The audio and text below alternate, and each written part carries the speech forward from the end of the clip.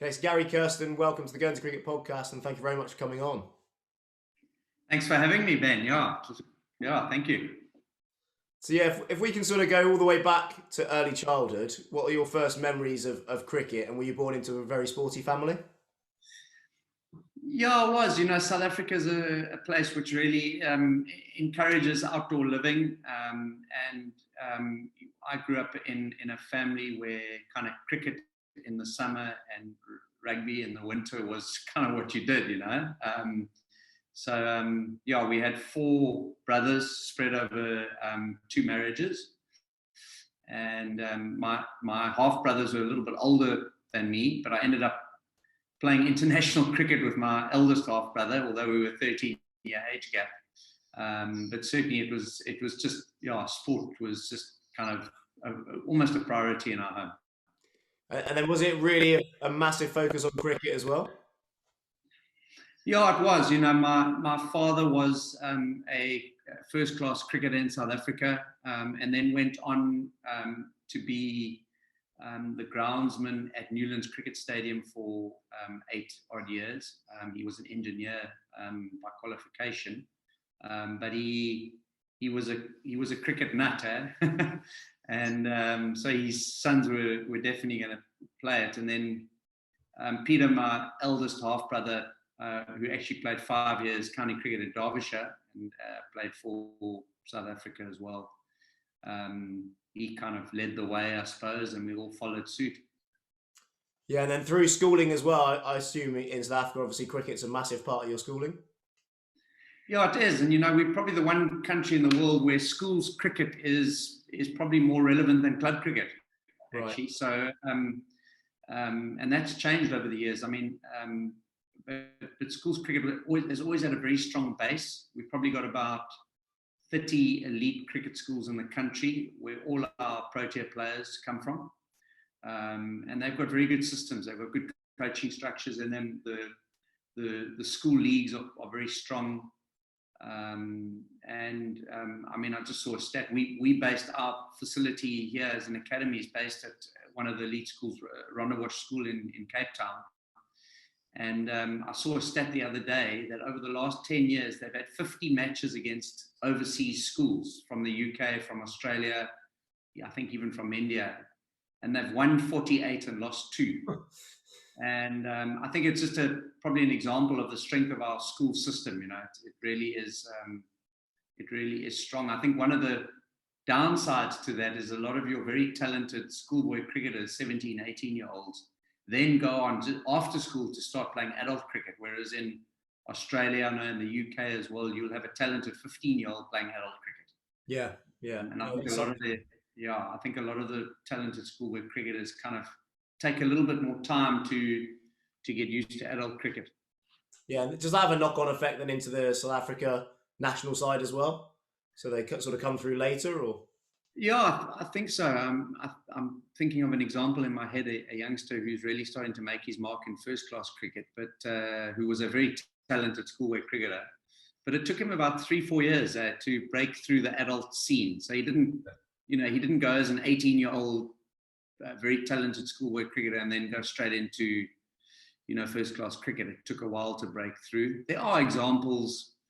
Maybe an Adam Markram is a good example of a very young player who's gone on to have success very quickly. But the majority of the guys normally take about 3-4 years before they kind of get going at first-class level. Right, yeah. No, then so you were signed by Western Province in 1987.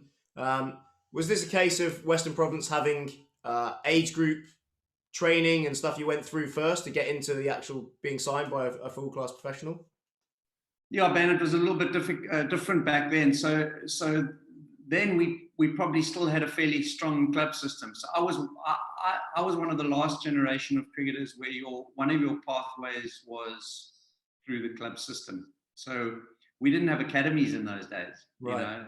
It wasn't like you played good cricket at schoolboy level. I mean, I played in 1985. I played for SA Schools.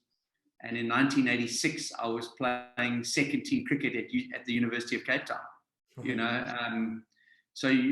then then I made the first team, did well in the first team, and then I made our provincial B team, which in those days was first class cricket. Right. Then I made the provincial A team. So it was really the pathway was actually through club cricket, but that's been eroded now. That doesn't exist anymore.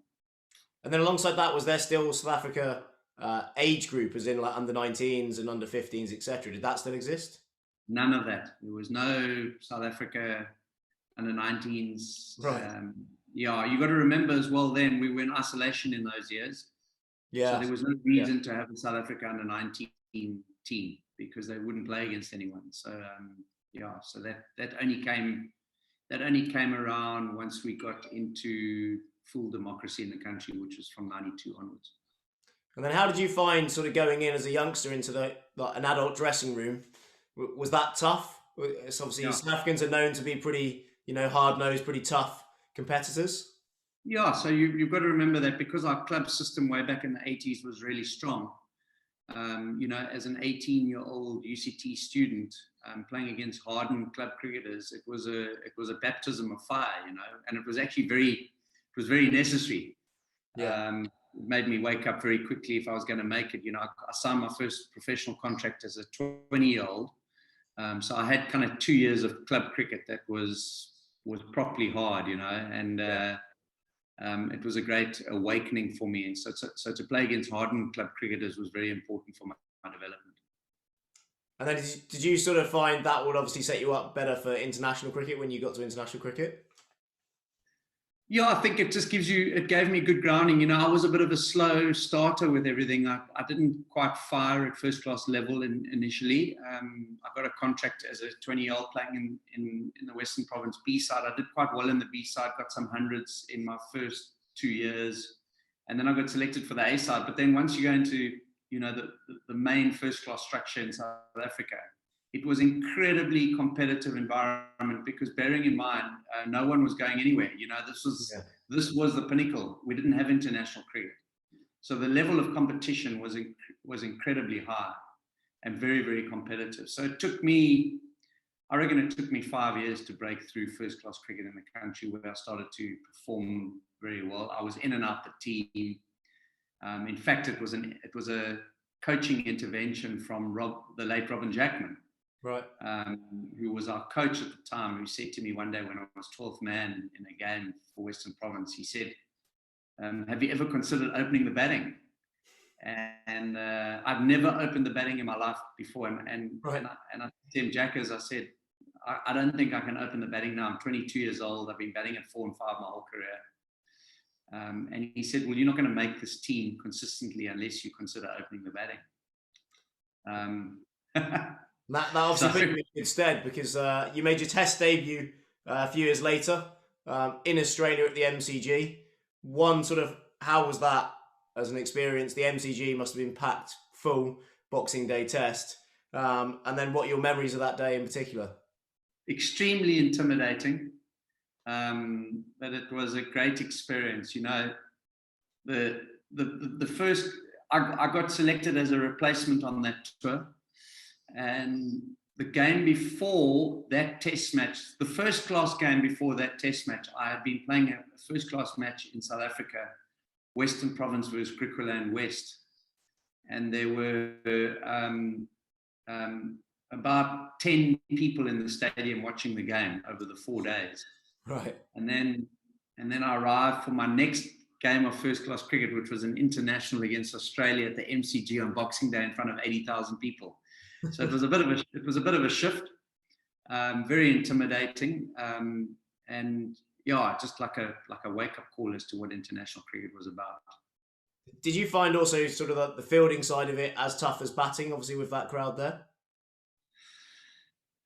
Yeah, so it was kind of a weird one. I'll never forget that because I said to myself, where would be the best place for me to field? I was never a great slipper.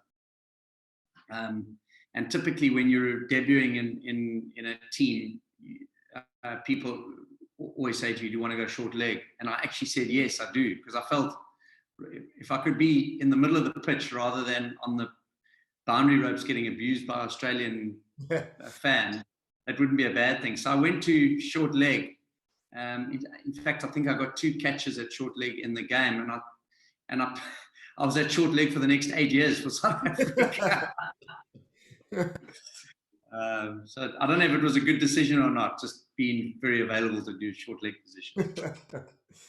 Now, that same series, in the second test, you scored 67 in the first innings and 41 in the second innings. This was against the likes of McDermott, McGrath and Warne. Did you feel sort of added pressure that first series playing against an unbelievable Australian attack?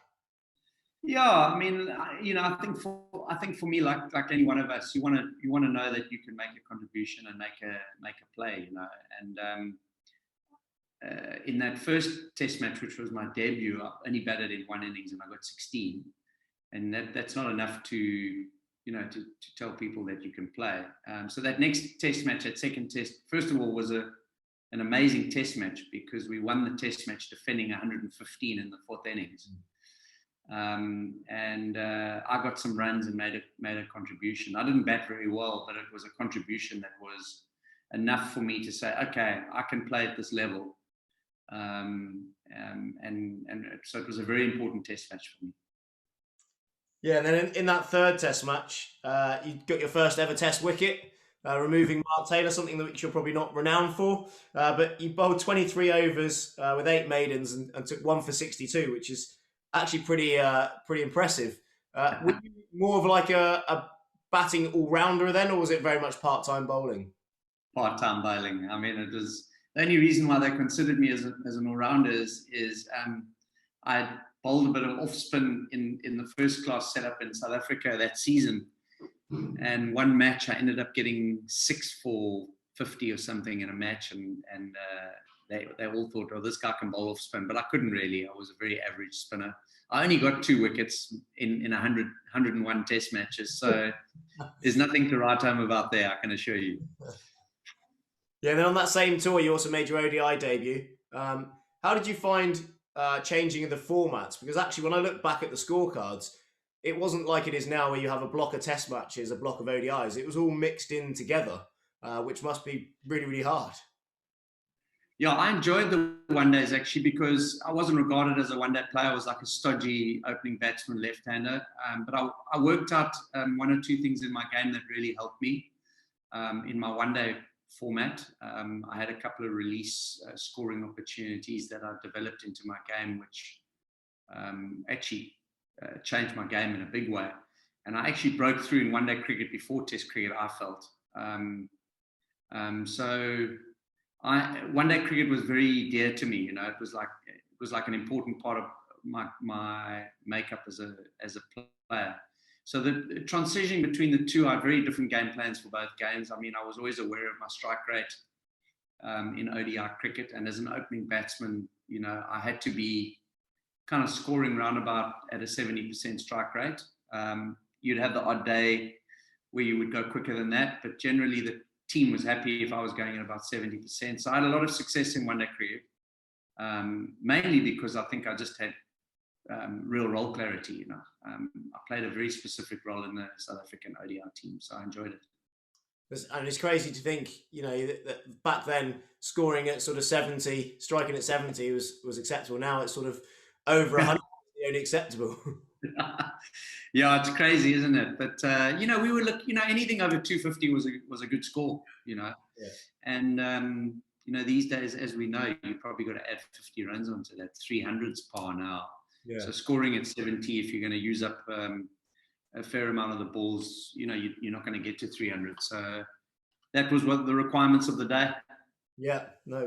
Would it be were wickets as better now, or is it just the way that players play now is different? No, I think the wickets were the same. It's just it's a different game now. I mean, T20 cricket has, I think, really shifted the landscape in a big way. When we talk about players playing 360-degree cricket, we didn't play 360-degree cricket. You very seldom saw a player lap the ball like they do now, get the ball behind the wicket. Everything was up the ground. And the other big shift is, the low full toss was regarded as a gun delivery at the death in my day. Now it goes for 6 because the bats are so much bigger and the guys are used to hitting low full tosses for 6. So that's been a big shift as well. And then you mentioned there that you sort of made your breakthrough in ODIs first. So in 1994 in the World Series against Australia, you scored your maiden ODI 100, carrying your bat for an unbeaten 112, defeating Australia by 28 runs. But you also opened the batting that day, as you mentioned, with your brother Peter. That must have been a pretty surreal experience, walking out to bat in an ODI with your brother. But yeah, it was an amazing series for both of us. We played pretty well together. I mean, he was 13 years older than me. I was 26. He was 39 at the time. Right.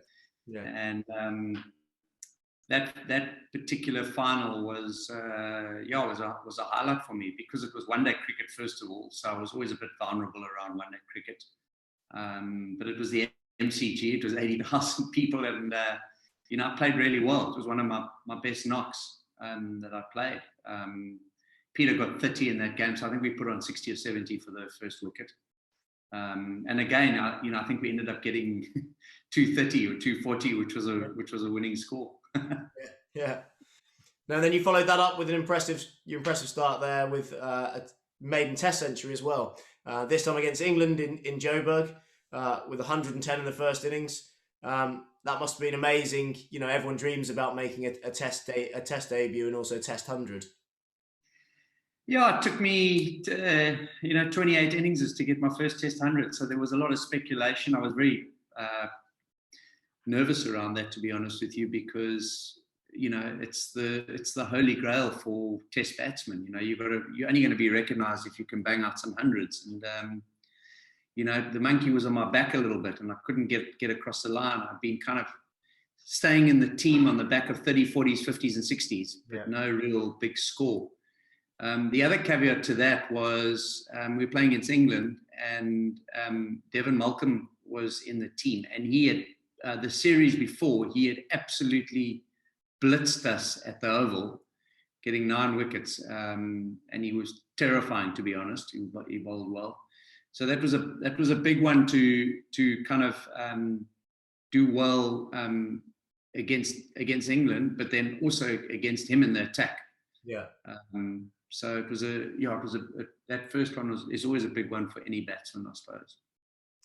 Yeah, and then it sort of kicked on your career from there on in.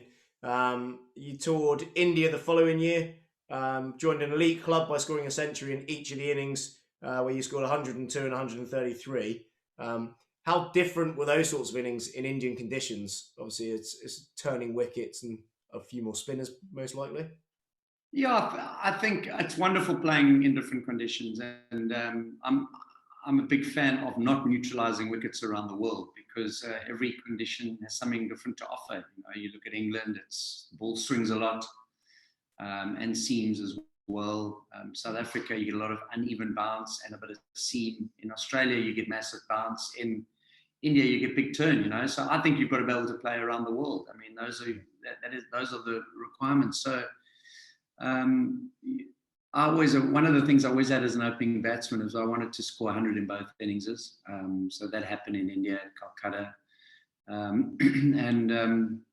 It was great to be able to go there. There was also big crowds there. I actually, funny enough, felt that there was a bit of an advantage being an opening batsman in Indian conditions. Right.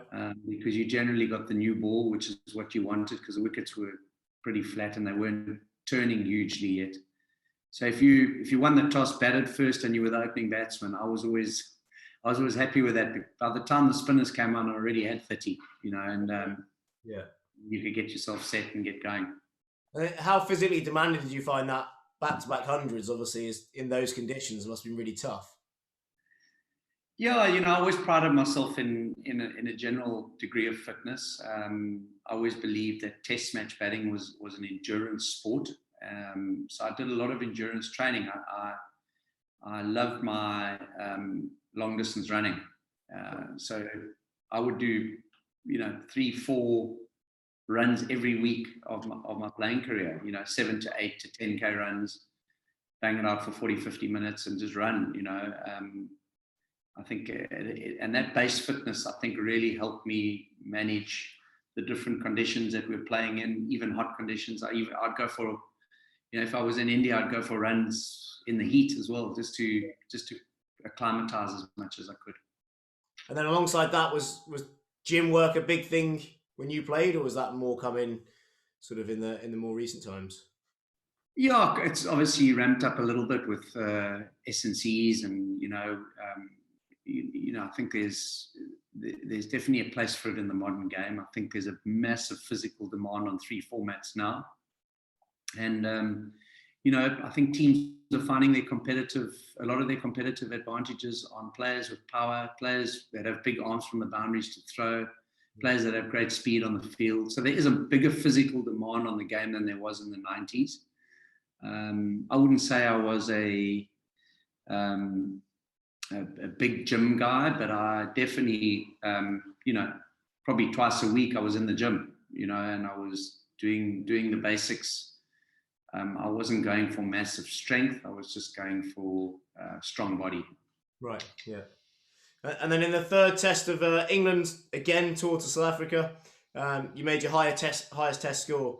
So a very gritty 275, following on in the second inning, your second innings. You batted for 14 hours spread across 3 days of the test match. How did you find the sort of, obviously that was as much mental as it is physical, that mental toughness to sort of stay switched on?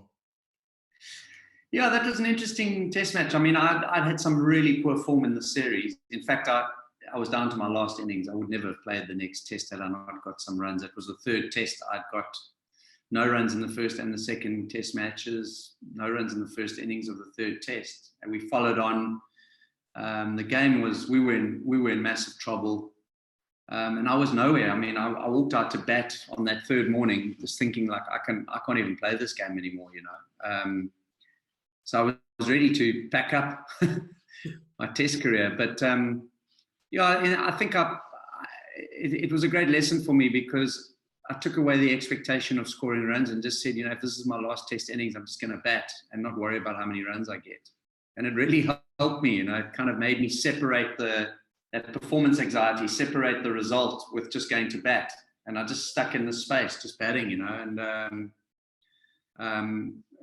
once you hit one boundary and you start to get things going. I got lucky. I remember I nicked a few through third, fourth slip, and suddenly things started to happen. And then once I got a bit of confidence in my game, I just wasn't going to let go. I was going to be like a dog with a bone. I said to myself, "This is it. I'm gonna save this test match, and I'm gonna bat the rest of the test match." I really consciously put that in my head. I always wanted to have a significant save as one of my goals, individual goals as a player for my team, just have because I was that type of a player, I felt that I owed the team one big test match save in a really difficult situation. So I just kept batting and I didn't stop. I just said, I'm going to bat. And by the end, in fact, I got out bowled by Mark Butcher, off spinner. I tried to sweep him and he bowled around my legs. I was so exhausted by then. I'd lost 5 Ks in that innings alone. Yeah, and then following on from that, you also made your highest ODI score. It came against UAE in the 1996 World Cup with an impressive 188 not out. This seemed to be, looking at the scorecard, a more attacking innings. Was that just a case of being in sort of like the right frame of mind for that day? Yeah, it was an opening World Cup game. UAE we're not strong opposition. To be honest with you, once I got to about 100, I just slogged. I didn't have in my mind, that I wanted to get 200 or anything like that. I just slogged. I just tried to hit every ball as hard as I could, and I couldn't get out. So it was one of those games where it was just the conditions were perfect. The bowling was not strong. And I just was able to not get out. I just kept batting. That's the only way that I can illustrate that innings, to be honest. But I mean, if we were going to speak about your playing career, we'd be here for forever. So, sort of a final little bit before we move into your coaching. You retired at the age of 37, and you still scored 76 in your final test. Was it a decision that you just thought, now's the time, or obviously you could still play because you're still scoring 76 runs in your final test. Yeah. Was it a Listen, physical? sorry, say again. Was it a physical thing, or was it more of a mental thing that you were just sort of spent after playing for so many years at the top? Yeah, I mean, I wanted to retire from Test cricket at about my 75th Test match, but a couple of the players in the team, because we were new into international cricket and there was no South African that had played 100 Tests, they just said to me, please, can't you just stay and play 100 Tests because it's important for the legacy of the game in South Africa. So I said, cool, I would. So I played to 100 Tests, but I was ready to retire well before then. But ironically, the last year of my Test cricket was my best year. I averaged 70 in the year.